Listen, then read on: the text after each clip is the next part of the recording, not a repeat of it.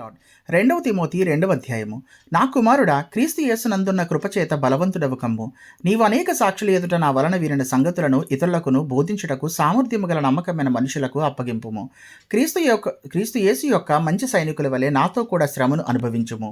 సైనికుడెవడను యుద్ధమునకు పోవునప్పుడు తన్ను దండులో చేర్చుకొనిన వారిని సంతోషపెట్టవలనని ఈ జీవన వ్యాపారములలో చిక్కుకొనడు. మరియు జట్టి అయిన వాడు పోరాడునప్పుడు నియమ ప్రకారము పోరాడుట కంటే వానికి కిరీటము దొరకదు. పాటుపడిన వ్యవసాయకుడే మొదట ఫలములో పాలు పుచ్చుకొనవలసినవాడు. నేను చెప్పు మాటలు ఆలోచించుకొనుము. అన్ని విషయముల యందు ప్రభువు నీకు వివేకమును గ్రహించును. నా సువార్త ప్రకారము దావీదు సంతానములో పుట్టి మృతుల్లో నుండి లేచిన యేసుక్రీస్తును జ్ఞాపకము చేసుకొనుము. నేను నేరస్తుడై ఉన్నట్టు ఆ సువార్త విషయమై సంకెళ్లతో బంధింపబడి శ్రమపడుచుచున్నాను. అయినను దేవుని వాక్యము బంధింపబడి ఉండలేదు. అందుచేత ఏర్పరచబడిన వారు నిత్యమైన మహిమతో కూడా క్రీస్తు యేసునందలే రక్షణ పొందవలనని నేను వారి కొరకు సమస్తము ఓర్చుకొంచున్నాను. ఈ మాట నమ్మదగినది. ఏదనగా మనం ఆయనతో కూడా చనిపోయిన వారమైతే ఆయనతో కూడా బ్రతుకుదుము, సహించిన వారమైతే ఆయనతో కూడా ఏలుదుము. ఆయనను ఎరుగమంటే మనలను ఆయన ఎరుగనను. మనము నమ్మదగని వారమైనను ఆయన నమ్మదగిన వాడుగా ఉండును. ఆయన తన స్వభావమునకు విరోధముగా ఏదియూ చేయలేడు.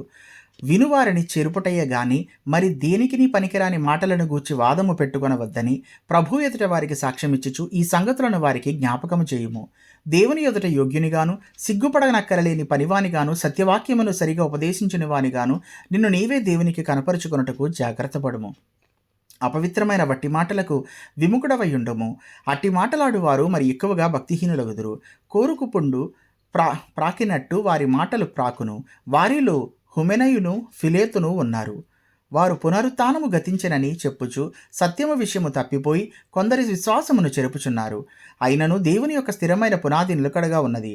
ప్రభు తన వారిని ఎరుగను అనునదియు ప్రభు నామమును ఒప్పుకొని ప్రతివాడును దుర్నీతి నుండి తొలగిపోవలననిది. గొప్ప ఇంటిలో వెండి పాత్రలను బంగారు పాత్రలను మాత్రమే కాక కర్రవియు మంటివియు కూడా ఉండును. వాటిలో కొన్ని ఘనతకు కొన్ని ఘనహీనతకును వినియోగింపబడును.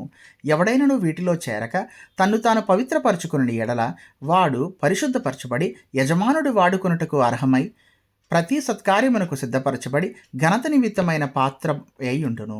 నీవు యవనేచ్ఛల నుండి పారిపొమ్ము.